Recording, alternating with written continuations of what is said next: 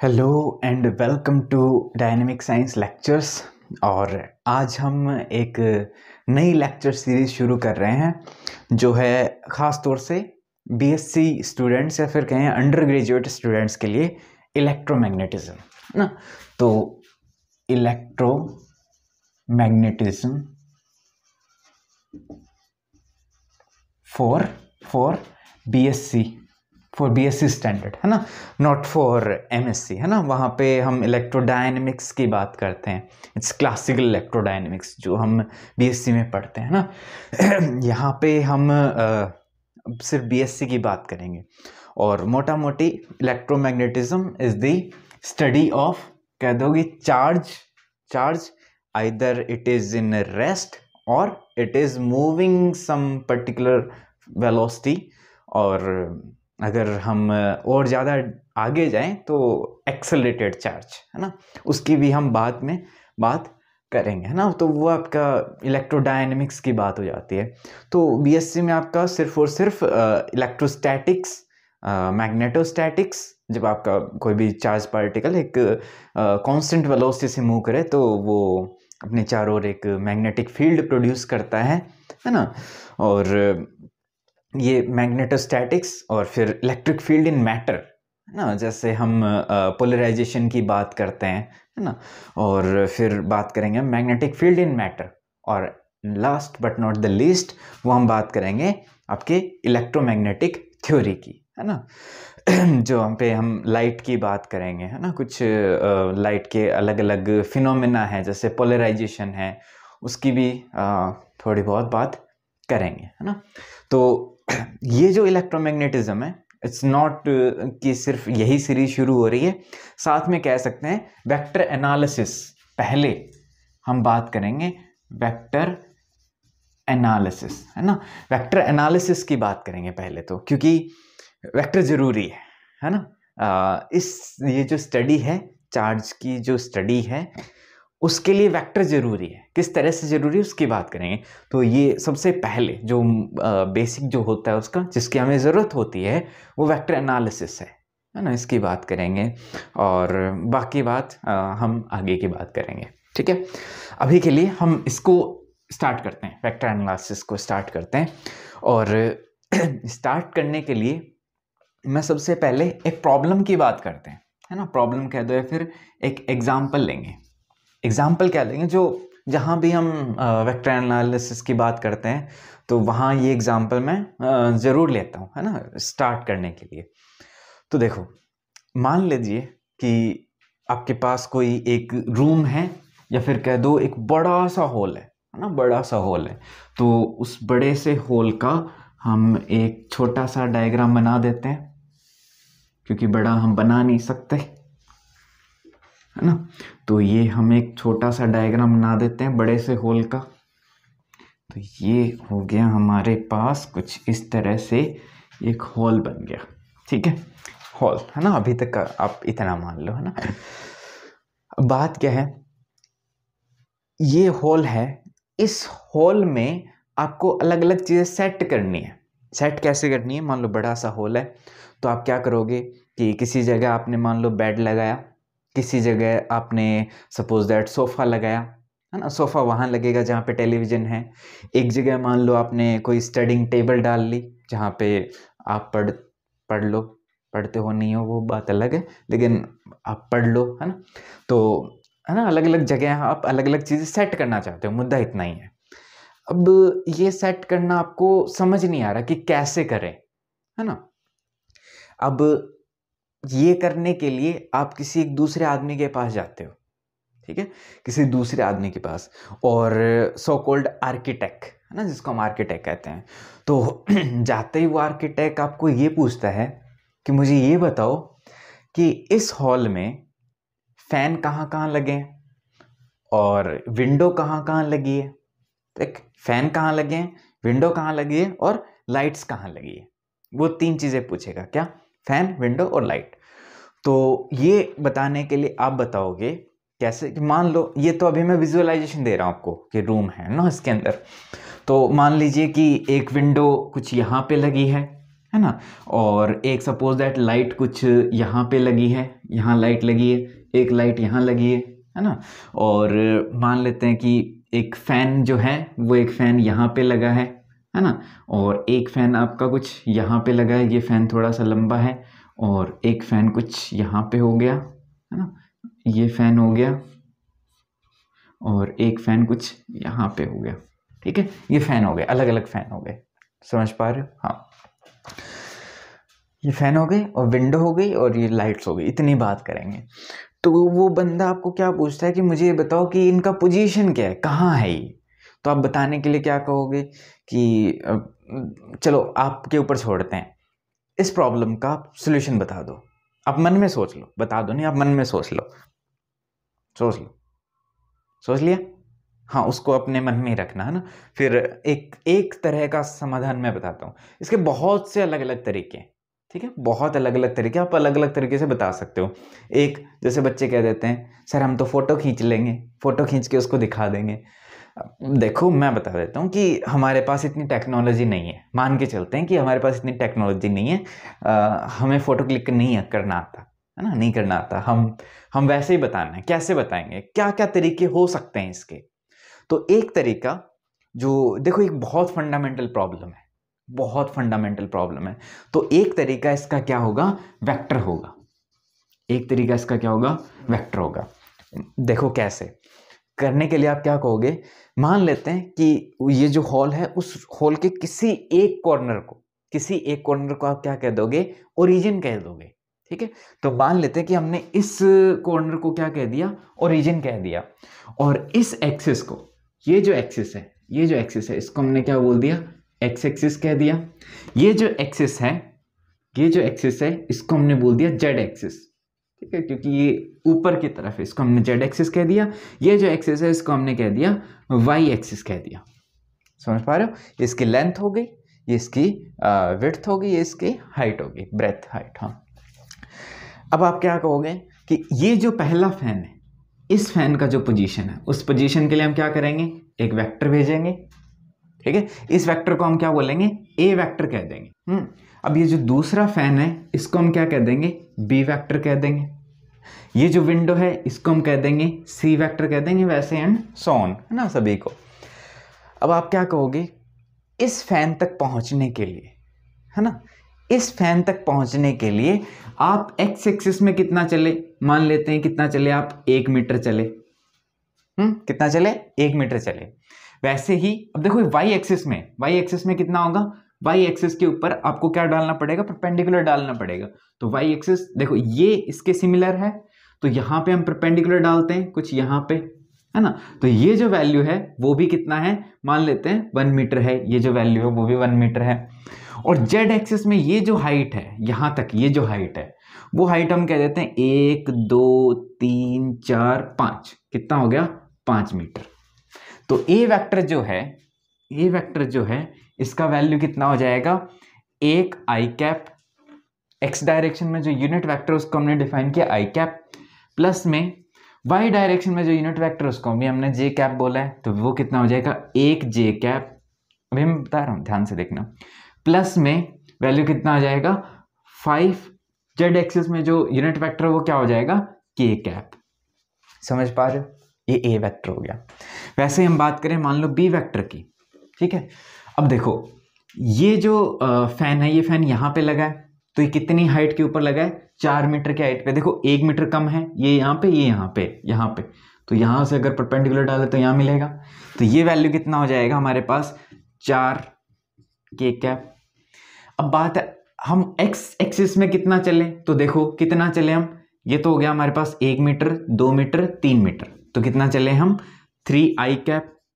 वैसे जे में हम कितना चले, जे में ये देखो ये कुछ यहाँ पे लगा है, तो ये कितना होगा हमारे पास, यहाँ से हम बात करेंगे तो ये कितना होगा, आधा, 0.5 जे कैप। समझ पा रहे हो, है ना। वैसे ही आप सी वेक्टर लगा दोगे, सी वेक्टर सपोज दैट इस विंडो का पोजीशन बताना है।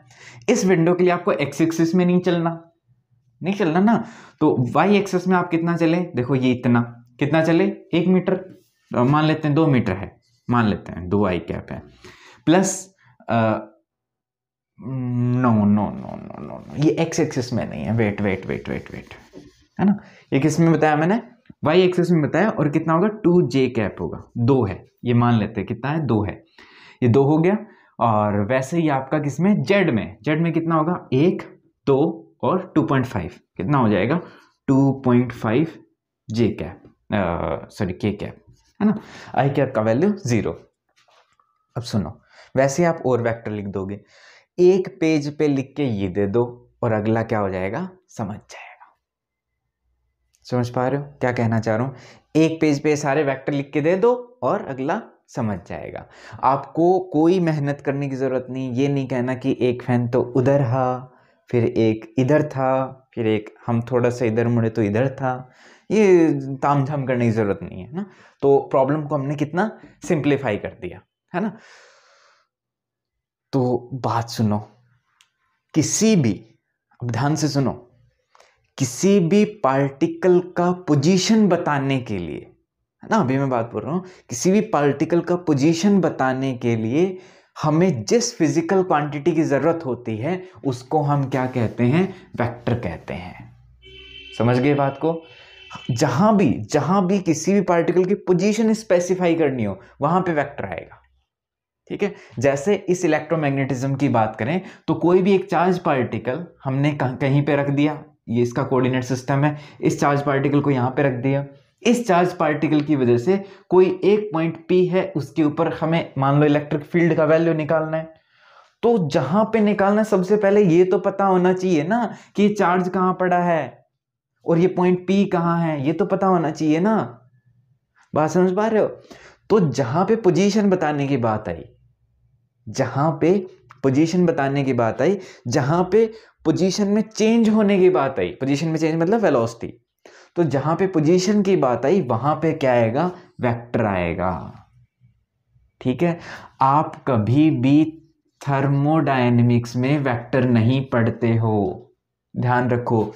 आपका वेक्टर किस में आता है, मैकेनिक्स में आता है, इलेक्ट्रोमैग्नेटिज्म में आता है, और किस में आता है, और ऑप्टिक्स में आता है ना, और वेक्टर किस में आता है, आपका सॉलिड स्टेट फिजिक्स में भी आता है, क्योंकि वहाँ पे हमें क्रिस्टलोग्राफी की बात करें, हमें जो एटम्स हैं उनका पोजीशन पता करना होता है ना।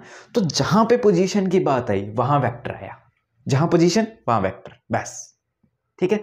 थर्मोडायनेमिक्स में आप किस पार्टिकल की पोजीशन बताओगे, नहीं बताओगे ना, है ना, कि आप किसी सिस्टम के ऊपर आपने प्रेशर अप्लाई किया तो वहां पे प्रेशर की पोजीशन बताओगे, हर पार्टिकल की पोजीशन बताओगे, नहीं बताओगे ना, तो थर्मो में वेक्टर नहीं आता। समझ पा रहे हो, तो चीजें सोच समझ के इंट्रोड्यूस होती है, ऐसे ही नहीं होती कि थर्मो में वेक्टर घुसा दिया, है ना, ऐसा नहीं होता। समझ पा रहे हो बात को, हाँ। अब ध्यान से सुनो, क्या है भी रखते हैं, क्या इसी बी वेक्टर को, मैं बी वेक्टर की बात कर रहा हूं, क्या इसी बी वेक्टर को, ये तो उतना हुआ जितना आप शायद जानते भी होंगे, है ना, ये चीजें आप जानते हो, बेसिक है।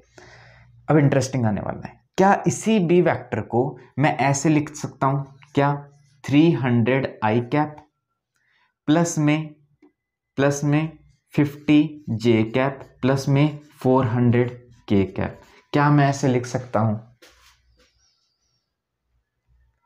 हाँ तो कैसे, नहीं तो कैसे नहीं, है ना, जानना जरूरी है। जब हमने इंट्रोड्यूस किया है, हम इंट्रोड्यूस कर रहे हैं, हम कर रहे हैं तो हमें पता होना चाहिए क्या है। क्या हम इसी बी वेक्टर को ऐसे लिख सकते हैं? आंसर है यस, लिख सकते हैं, आंसर है यस, लिख सकते हैं। कैसे लिख सकते हैं? अगर लिख सकते हैं तो इसमें और इसमें फर्क क्या है, फिर इसमें और इसमें फर्क क्या है? तो बच्चे कह देते हैं भाई इसको हमने 100 से मल्टीप्लाई कर दिया, तो भाई इसको 100 से मल्टीप्लाई कर दिया, इसको भी कर दिया, इसको भी कर दिया, तो इसके साथ ये जुल्म क्यों, इसके साथ ये जुल्म क्यों, इसको भी 100 से मल्टीप्लाई करो। बात समझ पा रहे हो ना, इसी को भी 100 से मल्टीप्लाई किया।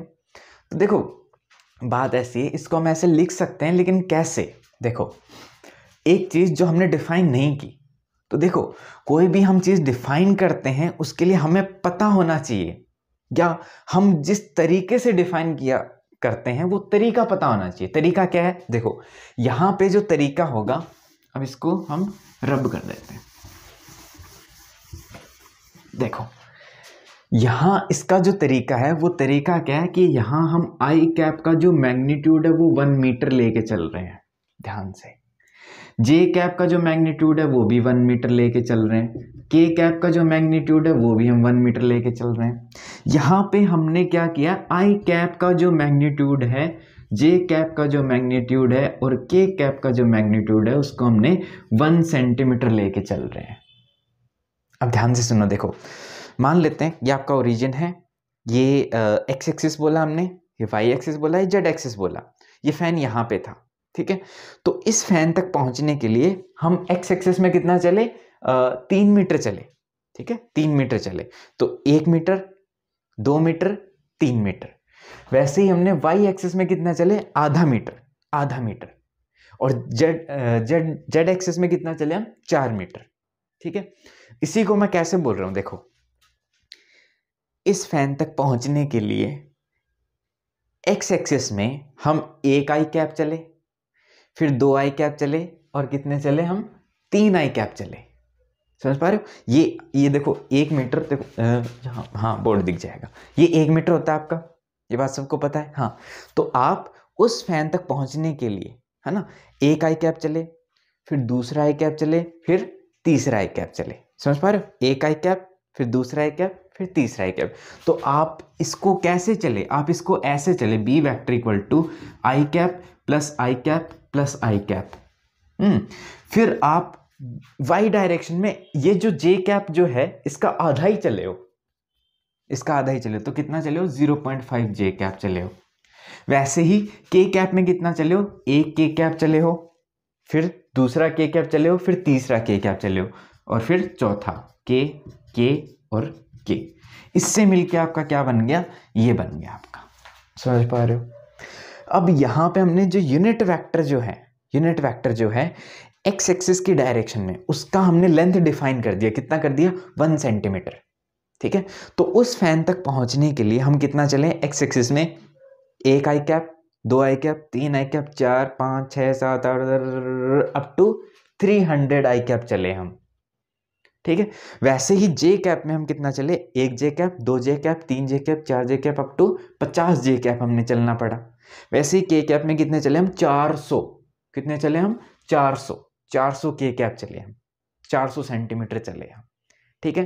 तो कोई भी वेक्टर डिफाइन करने के लिए, क्या बोल रहा हूं मैं, कोई भी वेक्टर डिफाइन करने के लिए आपको ये पता होना चाहिए कि ये जो यूनिट वेक्टर है इनका मैग्नीट्यूड कितना है। तो जहां भी आप वेक्टर पढ़ते हो, जहां भी आप वेक्टर एनालिसिस पढ़ते हो, तो वहां पे इसको आई कैप, जे कैप, के कैप को यूनिट वेक्टर कहा जाता है। यूनिट वेक्टर मतलब इनका जो मैग्नीट्यूड है वो कितना होता है, 1 यूनिट होता है। वहां पे सिर्फ और सिर्फ यूनिट लिख दिया जाता है ना।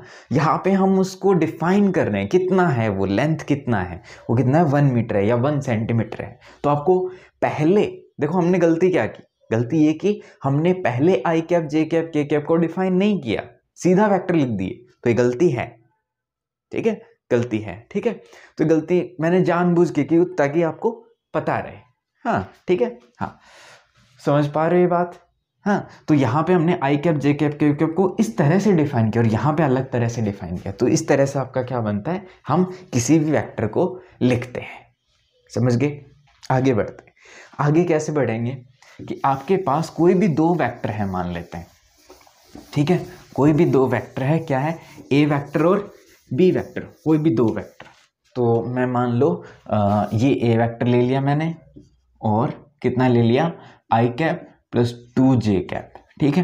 बी वेक्टर मैंने क्या ले लिया, 2 आई कैप प्लस 3 जे कैप, ये मैंने बी वेक्टर ले लिया, ठीक है। तो अगर देखो ये हमारा पास क्या हो गया, कोऑर्डिनेट सिस्टम हो गया, ये हमारा क्या हो गया, एक्स एक्सिस, ये हमारे पास क्या हो गया, वाई एक्सिस, ठीक है।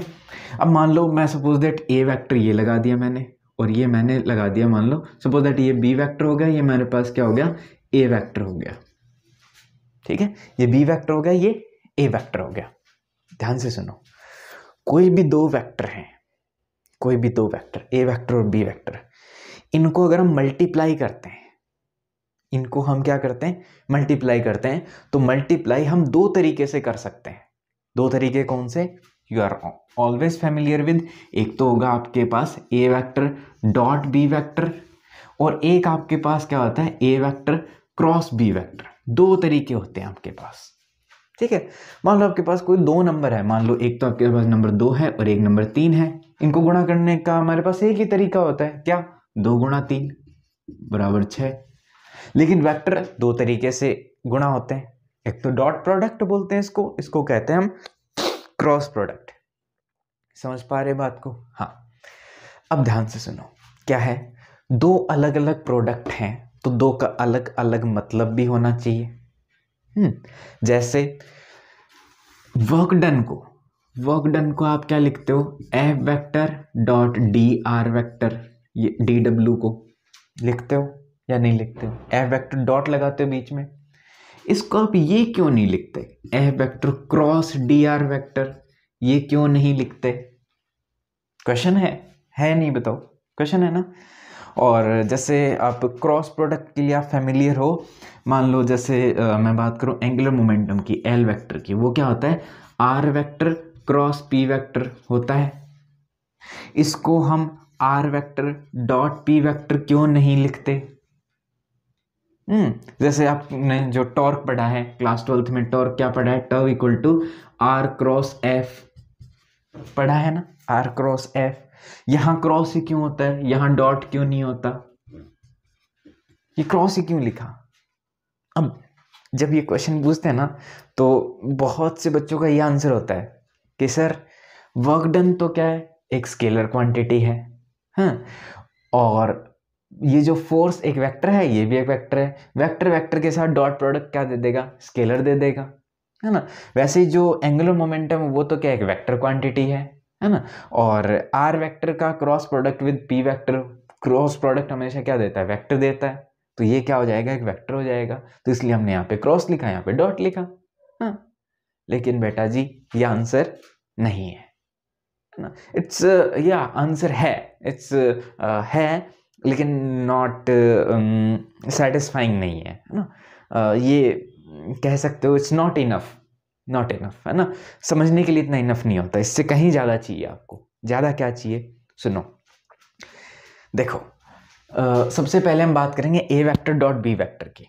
तो सुनो, डॉट प्रोडक्ट जो है वो हमेशा किसका इंफॉर्मेशन देगा, प्रोजेक्शन का। किसका इंफॉर्मेशन देगा, प्रोजेक्शन का।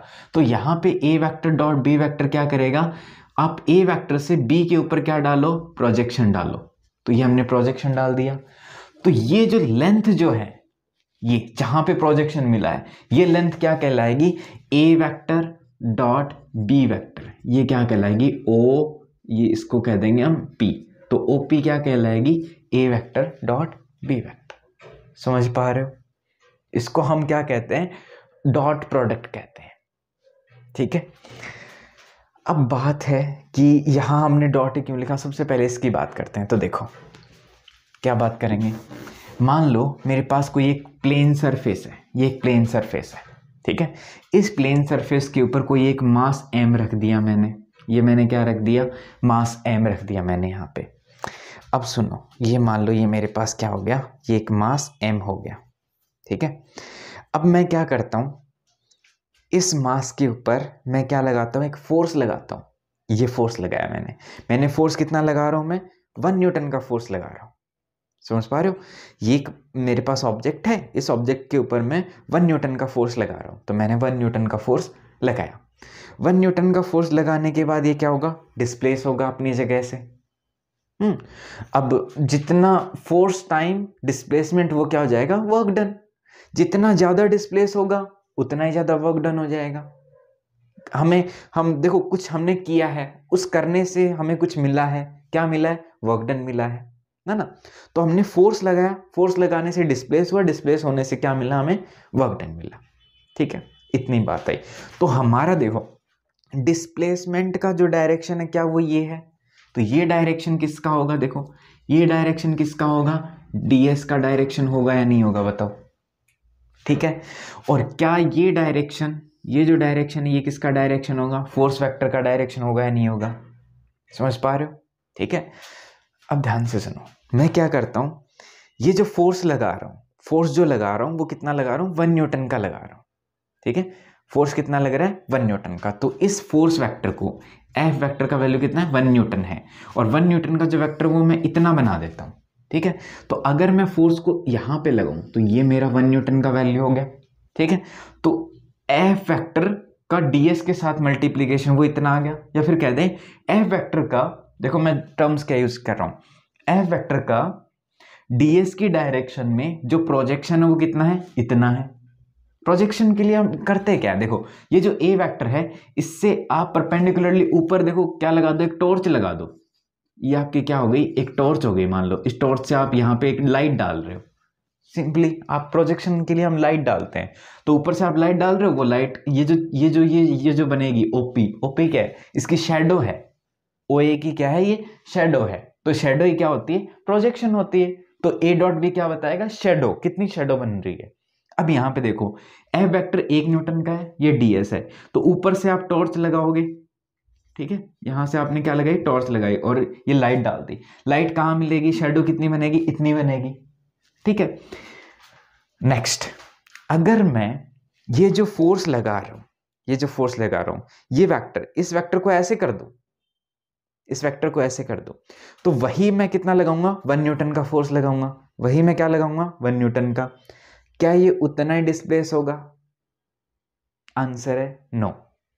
आंसर क्या है, नो।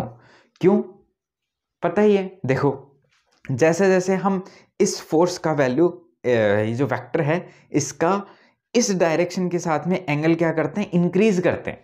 तो अभी मैं क्या कर रहा हूं, इस एफ वेक्टर को लेंथ उतना ही है, लेकिन मैंने ये एक एंगल से बना दिया, ठीक है। ये अब देखो इसी फोर्स वेक्टर का वैल्यू मैं और ज्यादा इंक्रीज करता हूं, इतना करता हूं, ये मैंने इतना फोर्स लगाया यहां पे, तो ये डिस्प्लेस होगा, क्या उतना ही डिस्प्लेस होगा, नहीं। अब इसी एफ वेक्टर को मैं करते करते ऐसे ले जाता हूं, अब वही 1 न्यूटन का लगाओ, 1 न्यूटन का फोर्स लगाओ, क्या डिस्प्लेस होता है, नहीं, अब भी बिल्कुल डिस्प्लेस नहीं होगा, ठीक है। तो कंक्लूजन क्या निकल रहा है, जैसे जैसे हम एफ वेक्टर का इस डायरेक्शन, ये जो किसकी डायरेक्शन, डिस्प्लेसमेंट की डायरेक्शन है, एफ वेक्टर का डिस्प्लेसमेंट की डायरेक्शन से हम जैसे जैसे एंगल का वैल्यू बढ़ा रहे हैं, तो ये क्या हो रहा है, हमें जो वर्क मिलना चाहिए, जो वर्क डन जो मिलना चाहिए, कम मिल रहा है। समझ पा रहे हो, जो वर्क मिलना चाहिए वो क्या हो रहा है, कम मिल रहा है। अब देखो इसी को क्या मैं यहां से अगर मैं टॉर्च डालूं तो वो कहां मिलेगा, प्रोजेक्शन कहां मिलेगा, यहां पे मिलेगा, अब की बार शेडो इतनी बनेगी। अब इसी एफ वेक्टर को यहां पे मैंने एंगल और इंक्रीज किया तो कहां मिलेगी, यहां मिलेगी। इसी एफ वेक्टर को मैंने यहां पे कर दिया, उतना ही एफ वेक्टर है, तो ये प्रोजेक्शन कहां मिलेगा, 0 पे मिलेगा। कह दो हाँ, बात समझ पा रहे हो, जो कहना चाह रहे हैं, क्या कहना चाह रहे हैं, जैसे जैसे हम एफ वेक्टर का डीएस की डायरेक्शन के साथ एंगल इंक्रीज करते हैं, वैसे वैसे जब वर्क डन का वैल्यू क्या होता जाता है, कम होता जाता है।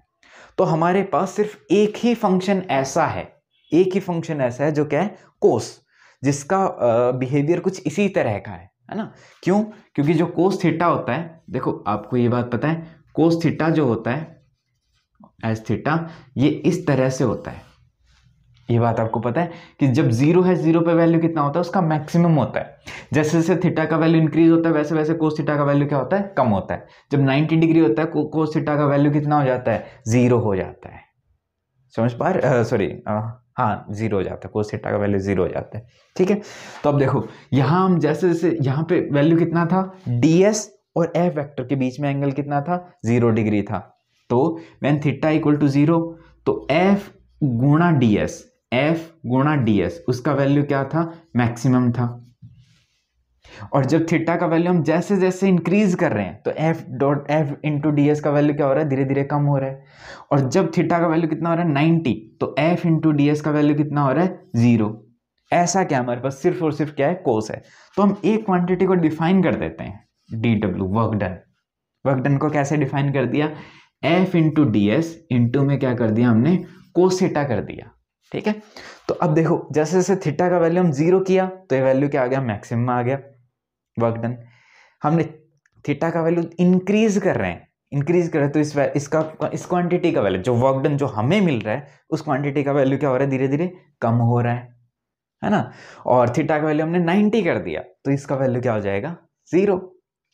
अब इसी को अब ये जो हमने F D S into cos theta है, इसी को हम क्या लिख देते हैं, F vector dot D S vector लिख देते हैं, डी डब्ल्यू को। बात समझ पा रहे हो, F vector dot D S लिख दिया, किसको लिख दिया, डी डब्ल्यू को लिख दिया। इसी को अगर साथ में कोस थीटा तो इसको हमने ऐसे लिख दिया। क्यों लिखा, क्योंकि एफ वेक्टर का डी एस की डायरेक्शन में क्या है, प्रोजेक्शन है, इसीलिए हमने इसको इस तरह से लिखा। अब टीचर्स क्या बताते हैं कि D W equal to F dot D S, और इसको खोल के हमने ये लिख दिया F D S cos theta, dot को खोलेंगे तो कोस थीटा आएगा। नहीं, ये उल्टा होता है, ये उल्टा होता है, एफ इंटू डी एस होता है इंटू कोस थीटा है, इसको हम ऐसे लिखते हैं, ना कि इसको हम ऐसे लिखते हैं। बस समझ पा रहे हो ना, इसको हमने ऐसे लिखा है, ये इस तरह से आया है ना। तो ये चीज आपको क्लियर होनी चाहिए। तो उम्मीद है कि आपको डॉट प्रोडक्ट का फंडा क्लियर हो गया, ठीक है। अब बात करते हैं क्रॉस प्रोडक्ट की। क्रॉस प्रोडक्ट की कैसे, देखो, अगर मैं इसी वेक्टर का, इसी ए वेक्टर का बी वेक्टर के साथ में क्या निकालूं, क्रॉस प्रोडक्ट निकालूं, या फिर मैं करूं B vector cross A vector करूं, क्या करूं मैं, B vector cross A vector, अभी इसकी बात करते हैं, फिर ए क्रॉस बी की बात करेंगे। अच्छा एक बात, डॉट प्रोडक्ट में एक चीज रह गई, क्या रहेगी, क्या आपने कभी ये चीज नोटिस की है क्या, कि जब आप कार्टेशियन कोऑर्डिनेट पढ़ते हो तो उसके अंदर आप क्या करते हो, आई कैप डॉट आई कैप इसका वैल्यू तो 1 करते हो, और आई कैप डॉट जे कैप इसका वैल्यू कितना करते हो, 0 करते हो, है ना। और वैसे ही जे कैप डॉट जे कैप का वैल्यू 1 करते हो। तो क्यों करते हो, क्यों करते हो, रीजन क्या है, रीजन ये है भैया, देखो ये आपका क्या है, आई कैप है, ये आपका क्या होगा, जे कैप, मतलब एक्स डायरेक्शन में यूनिट वेक्टर क्या होगा, आई कैप, इसमें जे कैप, ठीक है। तो अब देखो आई कैप के साथ में डॉट प्रोडक्ट हमेशा कितना होगा, मैक्सिमम। आई कैप का मैग्नीट्यूड कितना है, 1 है, तो इसका मैग्नीट्यूड इंटू दूसरे आई कैप का मैग्नीट्यूड इंटू एंगल का वैल्यू 0, तो इसका वैल्यू कितना हो जाएगा, आई कैप डॉट आई कैप का वैल्यू मैक्सिमम 1 हो जाएगा। वैसे ही अब देखो जे कैप का आई कैप के डायरेक्शन आप प्रोजेक्शन डालो, तो जे कैप का आई कैप के डायरेक्शन प्रोजेक्शन डाला तो कहाँ मिला, यहाँ पे मिला, शेडो का वैल्यू कितना हो गया, 0 हो गया। तो इसका मतलब क्या हो गया, आई कैप डॉट जे कैप का वैल्यू क्या हो गया, 0 हो गया।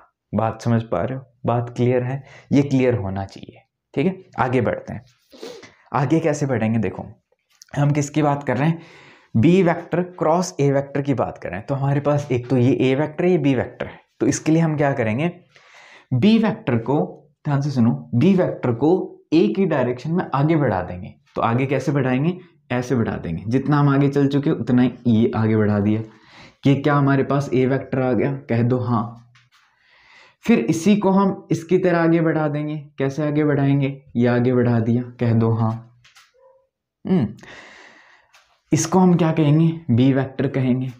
अब ध्यान से सुनो, क्या ये हमारे पास एक बीच में एक सरफेस आ गया, बीच में एक सरफेस आ गया ना।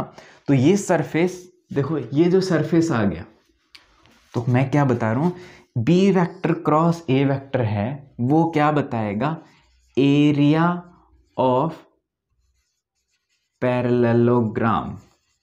ये जो पैरेललोग्राम बना है, इसका एरिया क्या हो, कौन बताएगा, बी क्रॉस ए बताएगा, कह दो हाँ।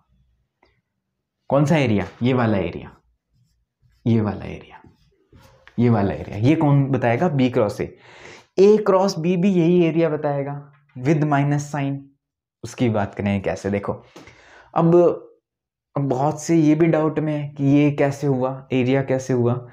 भाई आपने एक चीज पढ़ी है, क्या पढ़ी है, कि कोई भी area of triangle, area of triangle वो क्या होता है, 1/2 इंटू ए वेक्टर क्रॉस बी वेक्टर। ये होता है या नहीं होता, बताओ, होता है ना। अब देखो इसी पैरेललोग्राम को आप यहाँ पे मिला दो, ये क्या बना हमारे पास, एक ट्रायंगल बना कि नहीं बना, बताओ।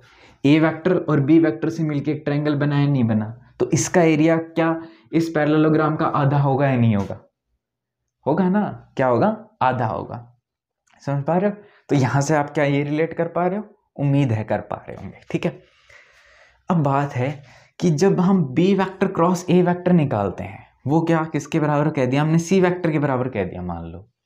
तो ये जो सी है वो हमेशा एक वेक्टर होता है, सी हमेशा क्या होता है, एक वेक्टर होता है।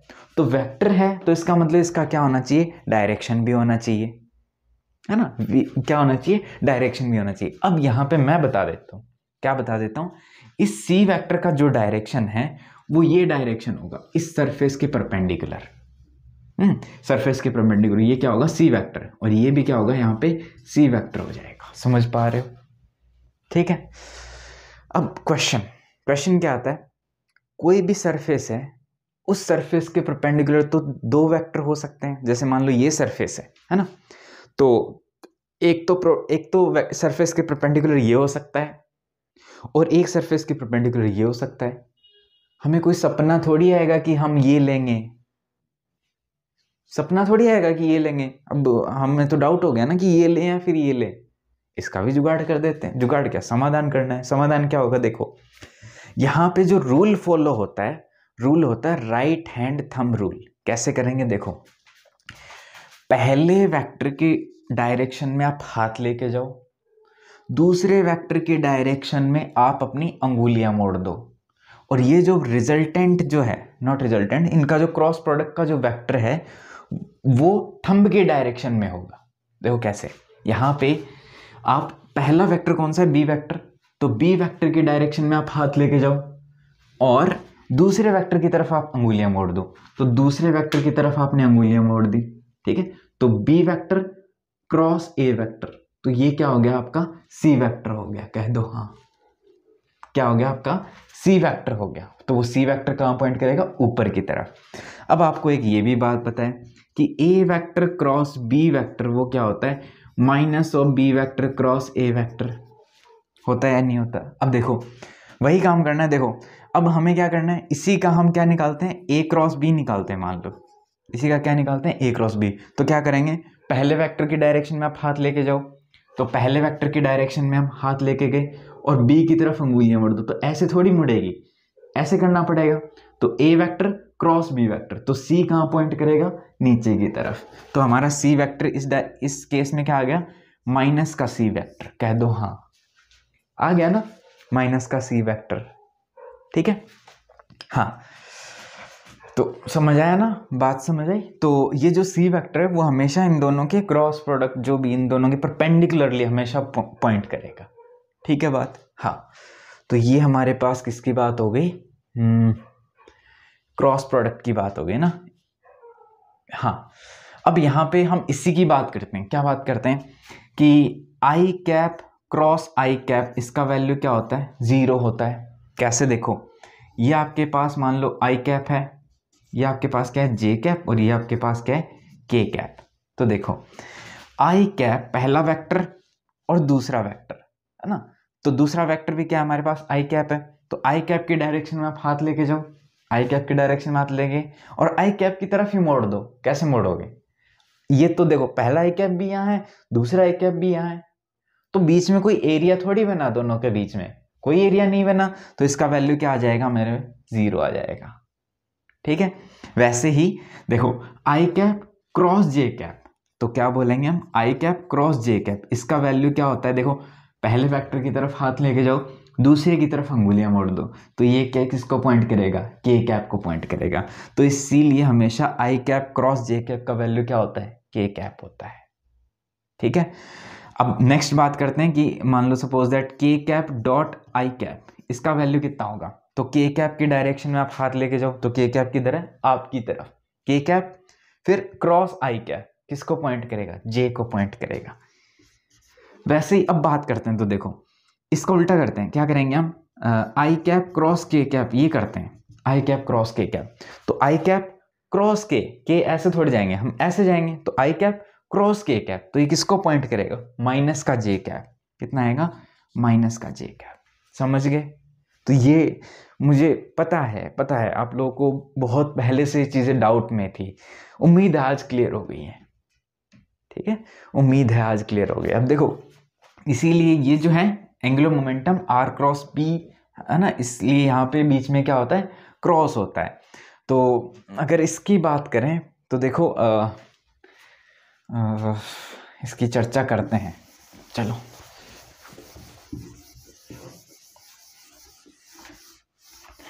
Are cross P angular momentum, तो देखो मैं बात करूं एंगुलर मोमेंटम क्या होता है। वैसे आपको सबको पता ही, लेकिन थोड़ा सा मोटा मोटी बता देते हैं। मान लो आपने एक पत्थर लिया, पत्थर को आपने एक धागे से बांध दिया और आप उसको ऐसे घुमा रहे हो, ठीक है, आप उसको ऐसे घुमा रहे हो, घुमाते घुमाते आप क्या करते हो, बीच में कार्डबोर्ड ले आते हो। क्या बोल रहा हूँ, पत्थर लिया आपने, उसको एक धागे से बांधा और ऐसे घुमा रहे हो, घुमाते घुमाते बीच में आपने क्या लाया, कार्डबोर्ड लाया। कार्डबोर्ड लाते ही वो पत्थर उसको हिट करेगा, ध्यान से सुनना, वो पत्थर उसको हिट करेगा। कितनी तेजी से वो हिट करेगा वो कौन बताएगा, एंगुलर मोमेंटम बताएगा।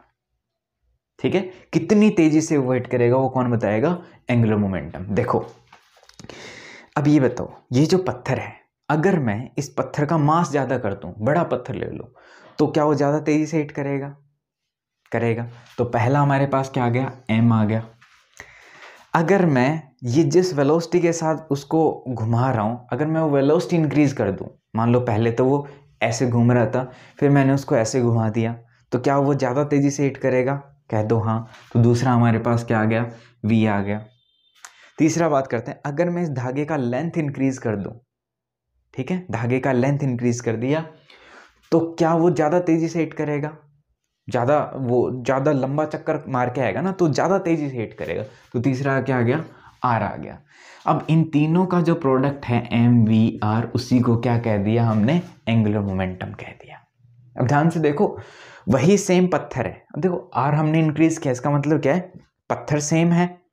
देखो पहले भी वो ऐसे घूम रहा था, अब भी वो ऐसे ही घूम रहा है, लेकिन हमने क्या इंक्रीज किया, r इंक्रीज किया। r इंक्रीज करने से वो ज़्यादा तेजी से हिट करेगा। बात समझ पा रहे हो, आर इंक्रीज करने से वो ज़्यादा तेजी से हिट करेगा। ठीक है, तो जितना तेजी से हिट करेगा वो क्या बताता है, एंगुलर मोमेंटम बताता है। ठीक है, अब ध्यान से सुनो, मैं एक सर्किल की बात कर रहा हूँ, ये सर्किल है, ठीक है, यहाँ पे इसका सेंटर है, ये क्या होगा आपका, आर होगा, और ये क्या होगा आपका मोमेंटम, पी वेक्टर होगा।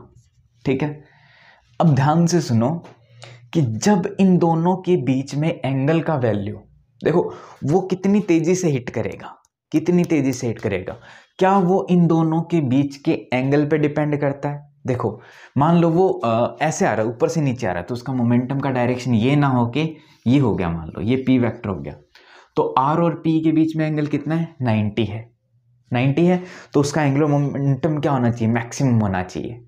वैसे अगर वही पार्टिकल, समझ पा रहे हो, ये जो कार्डबोर्ड वो हम ऐसे लेके आ रहे हैं, ठीक है, वही पार्टिकल आपका ऐसे ना आके कुछ ऐसे आए, कैसे, या तो ऐसे आए, समझ पा रहे हो, या तो ऐसे आए या फिर ऐसे आए, हैं, तो आर वेक्टर क्या हो गया, ये तो आर वेक्टर है ही, लेकिन मोमेंटम का डायरेक्शन ये ना हो के थोड़ा सा कुछ ऐसे हो जाए या फिर ऐसे हो जाए, तो ये मोमेंटम का डायरेक्शन हो जाए, क्या उतनी तेजी से हिट करेगा, आंसर है नो, नहीं करेगा उतनी तेज, थोड़ा सा कम तेजी से हिट करेगा।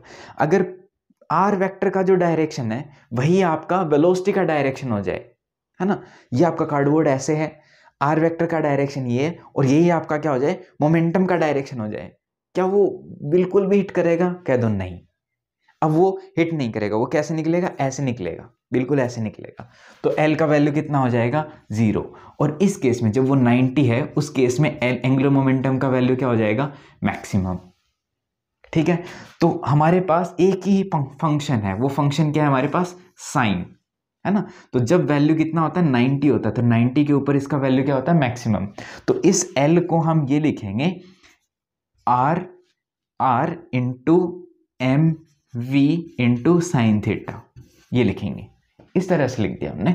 ठीक है, क्योंकि मास को हम वेक्टर नहीं बना सकते, इसलिए हमने इसको इस तरह से लिख दिया, और ये हमारे पास किस तरह से हो जाएगा, r क्रॉस p हो जाएगा। तो इससे ये आता है, ना कि इससे ये आता है, समझ पा रहे हो, r क्रॉस p लिखा, ये किससे आया, इससे आया, क्योंकि हमारे पास साइन ही एकमात्र ऐसा फंक्शन होता है जो इस तरह का बिहेवियर शो करता है, तो इसलिए हमने इसको किससे मल्टीप्लाई किया, साइन से मल्टीप्लाई किया, और उसका वैल्यू क्या है हमारे पास, r क्रॉस p आया, है ना।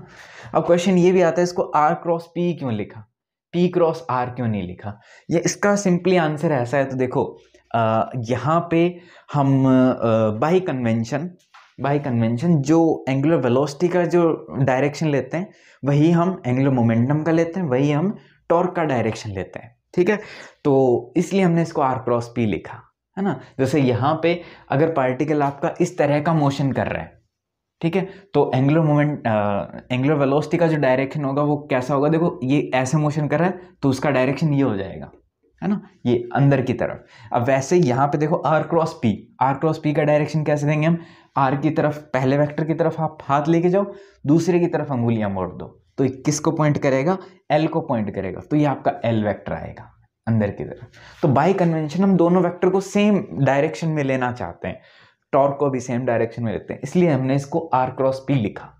p क्रॉस r भी लिख सकते थे, है ना, लेकिन हमने इसको r क्रॉस p लिखा। तो उम्मीद है कि आपको डॉट प्रोडक्ट, क्रॉस प्रोडक्ट और वेक्टर का जो इंट्रोडक्शन है वो आपको ठीक ठाक समझ आ गया होगा। आगे हम आपका एक वेक्टर फील्ड और स्केलर फील्ड की हम बात करेंगे, और उसके बाद कर्ल, डाइवर्जेंस, ग्रेडियंट, इनकी बात करेंगे। इस लेक्चर में इतना ही। Thank you.